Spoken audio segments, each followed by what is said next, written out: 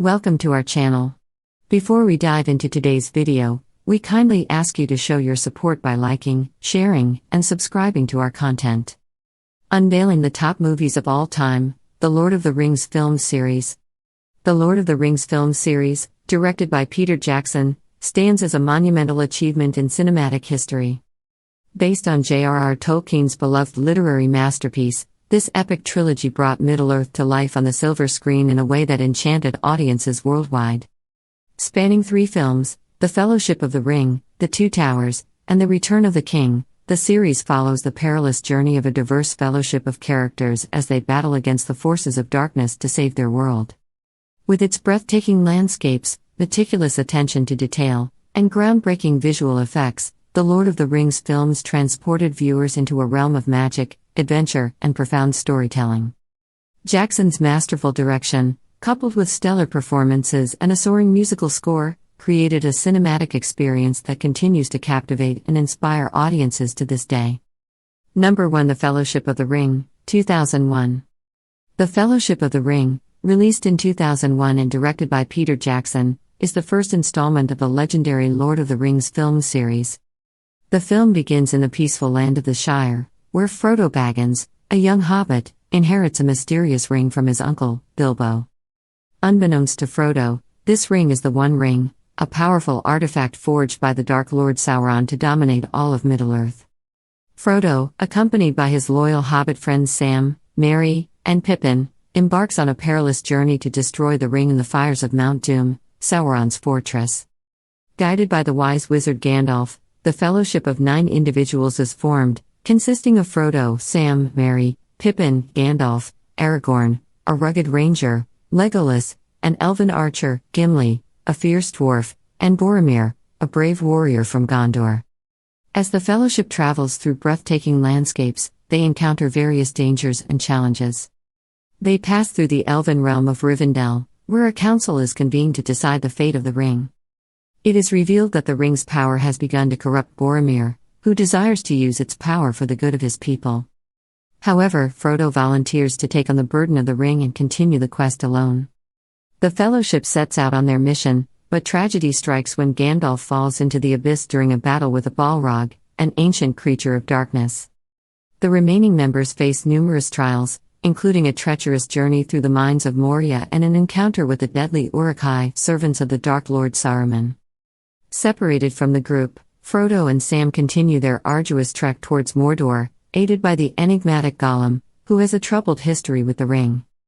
Meanwhile, the rest of the Fellowship battles Saruman's forces and defends the kingdom of Rohan from the onslaught of Saruman's ally, the evil wizard known as the Necromancer. The Fellowship of the Ring concludes with Frodo and Sam setting off alone towards Mordor, the heart of Sauron's dominion, while the other members of the Fellowship prepare for their own separate journeys. The film sets the stage for the epic battles, personal sacrifices, and tests of loyalty that await in the subsequent installments of the Lord of the Rings trilogy. Number 2. The Two Towers, 2002. The Two Towers, released in 2002 and directed by Peter Jackson, is the second installment of the iconic Lord of the Rings film series. The film continues the epic journey of the characters introduced in the Fellowship of the Ring as they face escalating challenges and confrontations in their quest to save Middle-earth. The story unfolds on multiple fronts. Frodo and Sam, continuing their perilous journey to Mount Doom, encounter the treacherous Gollum, who becomes both their guide and a constant source of inner conflict. Gollum's obsession with the ring and his deteriorating sanity test Frodo's trust in him. Meanwhile, their companions, Merry and Pippin, are captured by orcs and taken into Fangorn Forest. There, they encounter Treebeard, an ancient and wise Ent. Moved by the devastation caused by Saruman's industrialization of the forest, Treebeard and the Ents decide to wage war against Isengard, Saruman's stronghold. They unleash their wrath upon Saruman's forces, flooding the land and destroying his war machines. In Rohan, the kingdom of men, Aragorn, Legolas, and Gimli seek to aid the people against the impending threat of Saruman's army. They encounter Éomer, a noble warrior banished by the corrupted King Theoden, who has fallen under Saruman's influence. Together, they engage in battles against Saruman's forces, culminating in the monumental Battle of Helm's Deep, where the defenders face overwhelming odds but manage to hold their ground. Back in Isengard, Gandalf, having survived his encounter with the Balrog, reappears in his new form as Gandalf the White.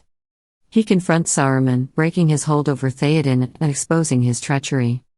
Saruman is imprisoned, while Theoden and his people prepare to join the larger war against the forces of darkness.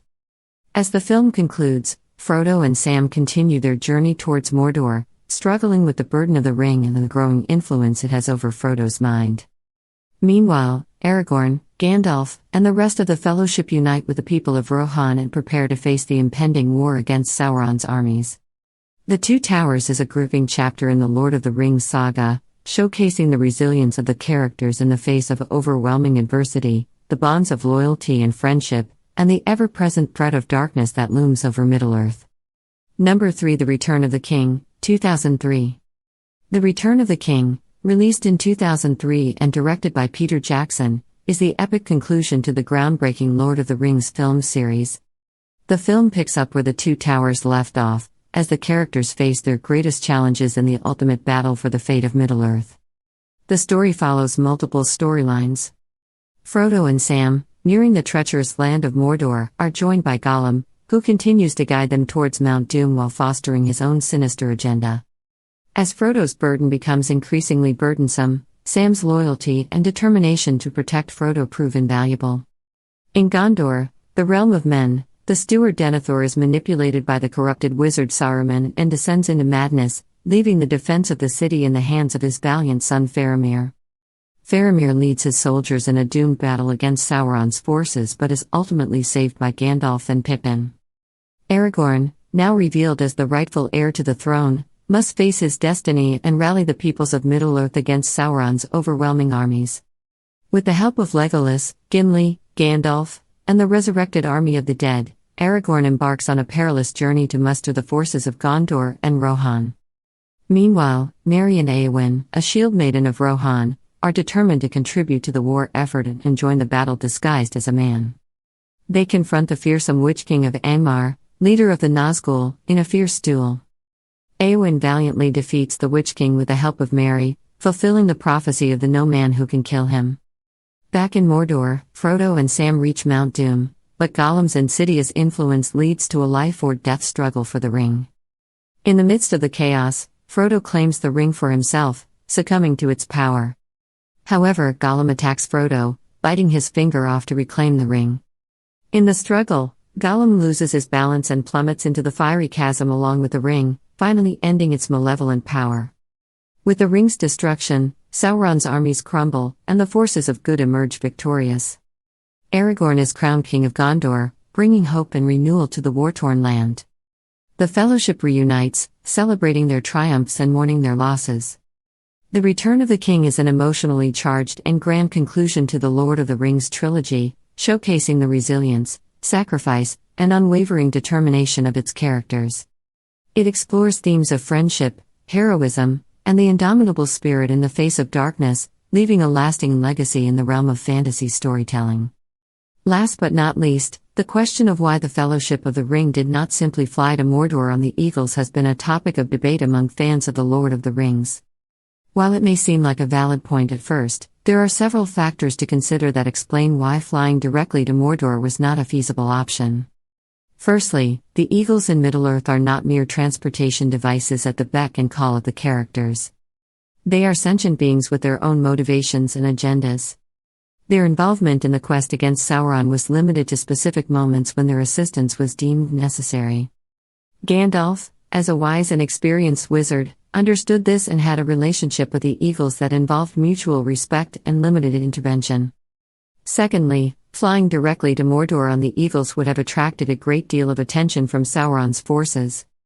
The Nazgul, Sauron's powerful servants, were known to ride flying creatures called fell beasts. If the Eagles carried the ring-bearer and the Fellowship, they would have been highly vulnerable to attack, as the Nazgul and other enemies would have intercepted them in the air. The element of surprise and secrecy was crucial to their mission's success, and traveling on foot provided a better chance of avoiding detection. Additionally, the Eagles were not immune to the corrupting influence of the ring. If the ring were to be brought near them, there would be a risk of it exerting its power and potentially corrupting the Eagles, turning them into tools of Sauron rather than allies of the Fellowship. It's also worth noting that the Eagles had their own role to play in the larger battles against Sauron.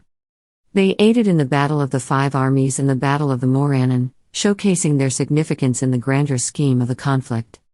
While the suggestion of flying to Mordor on the Eagles may seem like an appealing shortcut, there are logical reasons within the narrative why it was not a viable option.